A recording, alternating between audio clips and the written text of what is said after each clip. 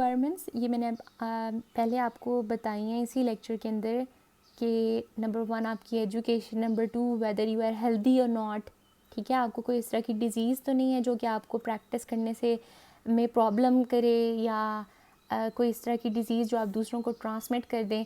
सो इस तरह की चीज़ें भी फ़िटनेस टू प्रैक्टिस रिक्वायरमेंट्स के अंदर आती हैं। But the 3 most important ones are credentialing, accreditation and registration. इसकी जो फॉर्मल डेफिनेशन है वो मैंने नोट्स में इंक्लूड की हैं, लेकिन सिंपल वर्ड्स में इन 3 चीज़ों का क्या मतलब होता है। क्रेडेंशियलिंग का मतलब है कि आप अपनी डिग्री एक्वायर करें, जो काम करने के लिए जो बेसिक नॉलेज या स्किल्स आपको चाहिए फ्यूचर में पेशेंट्स के साथ डील करने के लिए, आप वो एक्वायर करें। So basically credentialing means getting a degree. For example I am a doctor, तो मैंने MBBS की डिग्री ली है, मैंने मल्टीपल सब्जेक्ट्स पढ़े हैं, उनके वाइवा एग्ज़ाम्स, उनके रिटन एग्ज़ाम्स, ऑस्कीज़, वो सब पास किया और ultimately I got a degree which is called credentialing. So my credentials are MBBS. Okay, so let's discuss accreditation. Accreditation का मतलब ये है कि formally मैंने गवर्नमेंट ऑफ पाकिस्तान से परमिशन लेनी है, उनसे formally written form में they will allow me to practice.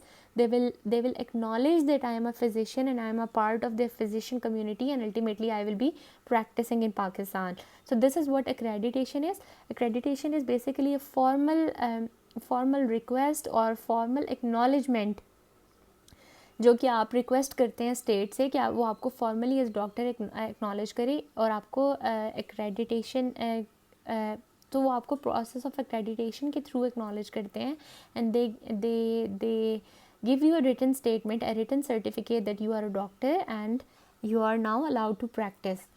Registration या लाइसेंचर क्या होता है? लाइसेंचर का मतलब होता है कि आप अपना लाइसेंस बनवाएं जिसके थ्रू आप प्रैक्टिस कर सकें. उस प्रोसेस को हम रजिस्ट्रेशन कहते हैं. लाइसेंचर में आपको लाइसेंस दिया जाता है, उसका लाइसेंस नंबर दिया जाता है और उसका एक फ़िक्स पीरियड होता है. For example you can practice from year 1 to year 5, तो वो 5 सालों का हो सकता है, 10 सालों का हो सकता है. And you have to go through the process of licensure again. जब आपका लाइसेंस एक्सपायर होगा you have to get it made again. So these are a few things which are absolutely essential for you to have in order to practise. अगर आपके पास ये 3 चीज़ें नहीं हैं, आपके पास डिग्री नहीं है, आप एक्रेडिटेड नहीं हैं, आप रजिस्टर्ड नहीं हैं, you can not practice in Pakistan. So credentials, for example I am an MBBS और मैं दुनिया में कहीं भी चली जाऊँ, आई एम एन MBBS, ठीक है, and I am a doctor. लेकिन अगर मैं पाकिस्तान में एक्रेडिटेड हूँ और मैं किसी बाहर के मुल्क में एक्रेडिटेड नहीं हूँ, तो इवन तो I am an MBBS and I am a doctor, I can not practice in that other country. ठीक है. सो एक्रेडिटेशन एक फॉर्मल परमिशन होती है गवर्नमेंट की तरफ से या इंस्टीट्यूट की तरफ से, हॉस्पिटल्स की तरफ से, जिसके बगैर आप प्रैक्टिस नहीं कर सकते. इसी तरह अगर मैं पाकिस्तान में रजिस्टर्ड हूँ लेकिन मैं अमेरिका में रजिस्टर्ड नहीं हूँ, मैं कनाडा में रजिस्टर्ड नहीं हूँ, तो मैं वहाँ पे प्रैक्टिस नहीं कर सकती हूँ.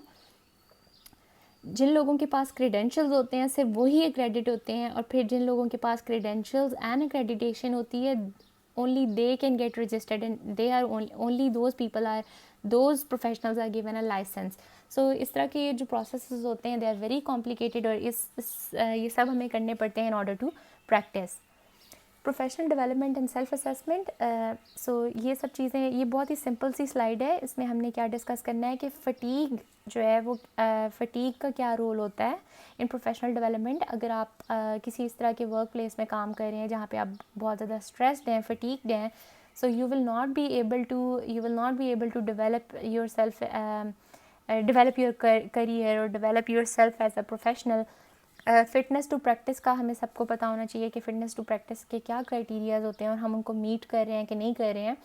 Stress and mental health problems, so these are also very important. If you have stress, you have mental health problems, you are not fit to practice as a doctor. Work environment and organization, these are also very important. And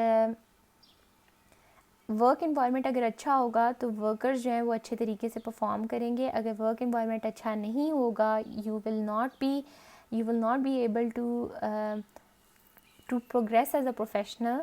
supervision, आपको supervise किया जा रहा है कि नहीं किया जा रहा, आपको हेल्प की जा रही है या नहीं की जा रही, दिस इज़ ऑल्सो वेरी की डिटर्मिनेंट कि आप किस तरह के फ्यूचर में आप किस तरह के हेल्थ प्रोफेशनल बनेंगे। अगर आप सुपरवाइज्ड हैं, आपको अच्छे से पढ़ाया जा रहा है, आपको सिखाई जा रही हैं चीज़ें, तो आप एक अच्छे प्रोफेशनल के तौर पे काम कर सकेंगे in the future.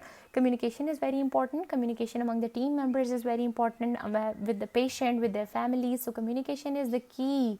Once you become a healthcare professional, you have to be able to communicate well, and if you are a good communicator, you are going to do very well in this field.